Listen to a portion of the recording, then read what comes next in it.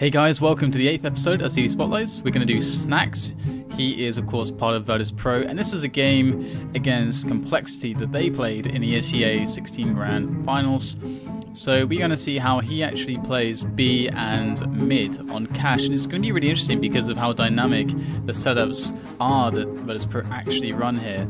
I think it shows that they have a really good understanding of the map. So here we are then, it's the pistol round, and we're going to see that Virtus.Pro have an answer for a troubling point of B, which is that it's really hard if you don't take vent rooms. It's really hard if you just try to sit back or sit in the site, because if they do rush, they just get straight on top of you. So what they're doing with these smokes is getting a little bit more map control, and they have a good ability to deter Complexity if they were to try to push this or rush this, and they have a much better engagements. And because it's pissed around, they put 2 people on B initially. We can see though that it also means that Snax is very free to just push through the smoke, because he's already in a pretty forward position to go for a quick flank wherever the Complexity team decide to go. And of course, flanking here through A main, it's a really strong position. You can see he gets first nice frag, and the second one is a pretty easy free one, and Neo's chiming in with a couple of frags of his own to take the round. So overall, a really nice pistol round setup from Virtus.Pro, dealing with some of the typical problems quite effectively, I think.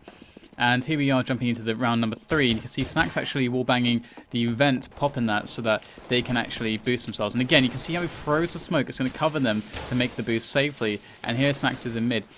It would have been nice if his teammate would have popped the vent on the other side, so that he wouldn't have had to do that. But also, if you don't pop the vent, of course, he can see through, so it will actually obscure visibility a little bit. And the terrorist players aren't really going to be expecting a player in vents here. And the vents is really mobile. You can go to B, and you can see they actually leave him on B basically, which is really strong because he's so fast to react to anything on A and mid. So fast. So it's basically the perfect position if you're going to leave a guy on B, because he can check everything, as long as he's diligent as he's being. And we're speeding this up a little bit here so that we can see him actually rocking this position, getting a kill on mid, because nothing was going through there. And had he been right at the back, nothing could have maybe done a lot of damage here, and Snax would have had a much different situation. He would have had a 1-on-2 instead of a 1-on-1. But just because of the merits of that vents position, he's able to respond really quickly and have so much coverage. So he's going to clutch the round, which is great for this pro, of course. And now we're going to see them mixing it up again. So he's going to take the AWP, and they've got a more or less a 3-man setup here on mid, kind of. They got a guy coming into short, as we can see on the map, and this is really important to make sure that you have dominant mid control. But Complexity are going to show Virtus.Pro that they don't actually care about taking control of mid strongly, and we see Virtus.Pro actually reacting to how their opponents are playing and how they make their decisions.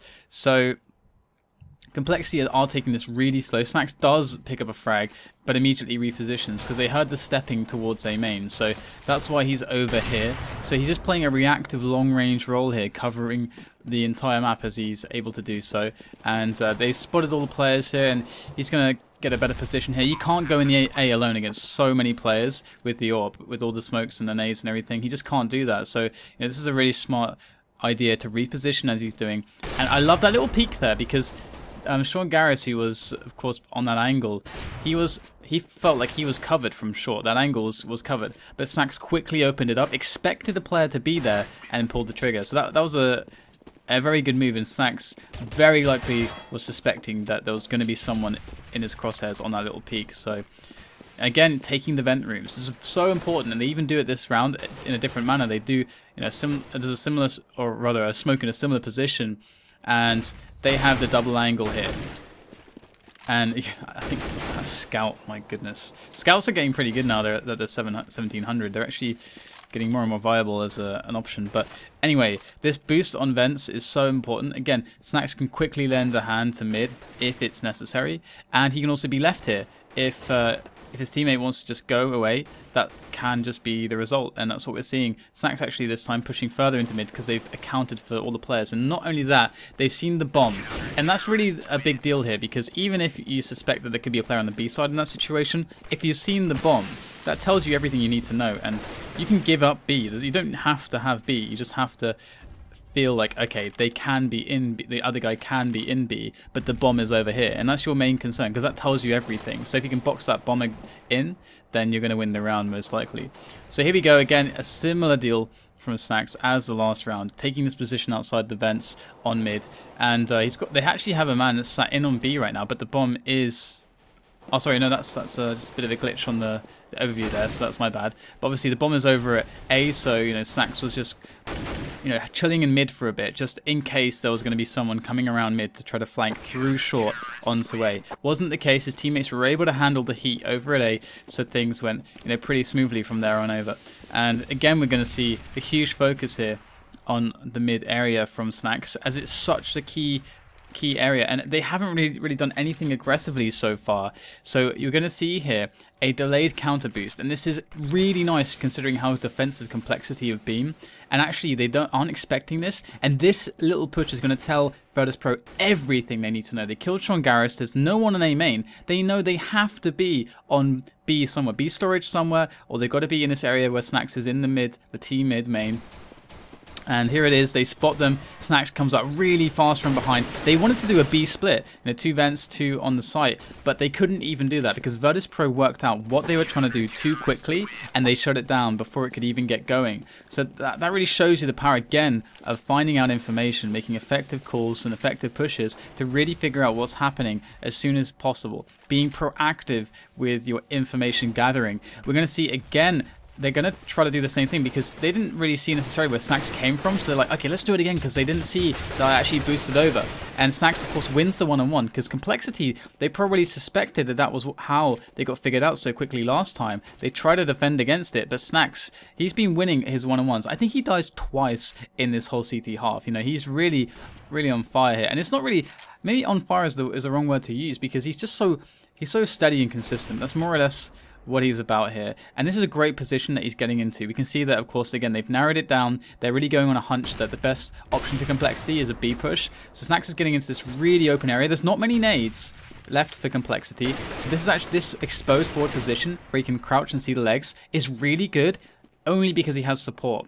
It's a spot where you get a really big advantage, but again, you know, if your opponents really do open up your angle, you can get kind of crushed, so you need a teammate there to make the trade successful. But so late in the round with so many nades used and with such a player advantage, it was a great positional choice from Snax. And again, you know, they're going to be all over, and I'd like to show you this a little bit because look, he could try to take the duel here for the frag, but he's got a teammate swinging around. So by staying alive, he's just keeping the pressure on for that player, keeping that player worrying about that one angle. Is Snax going to repeat me? And all the while, his teammates are rushing around to finish off the frag. So that's a really good place to be. So very smart decision making from Snax overall, very consistent. Again, we see the mid focus here. He can react very quickly to B, but again, complexity. They're reacting to what complexity have been doing and what they like to do. Their B plays have usually been, well, it's kind of like a last resort here. It's the, forgive me, but it's the plan B.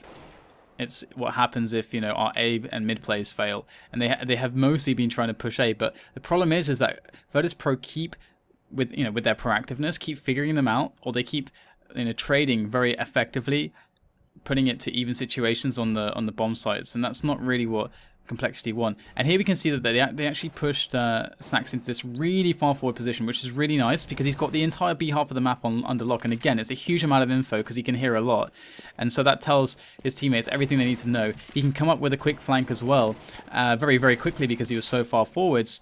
And we can see again another one-on-one for Snax, and he's been so consistent with this. And like some of the other one-on-ones, he just takes it very slow, checks the left, checks the right, throws over the nades, and it just gets the frag. There's not much to analyze in the 1v1 situations, not a huge amount, at least in those situations we've seen on the A bomb site. So now we look at Snax again in the vents, forever in the vents. He's almost set up a tent here. He's very fond of them, and you can see how effective it is to be here. When you're coming out of mid, when you're coming from the boost, you're worrying about white boxes, you're worrying about sandbags, you're worrying about the CT main.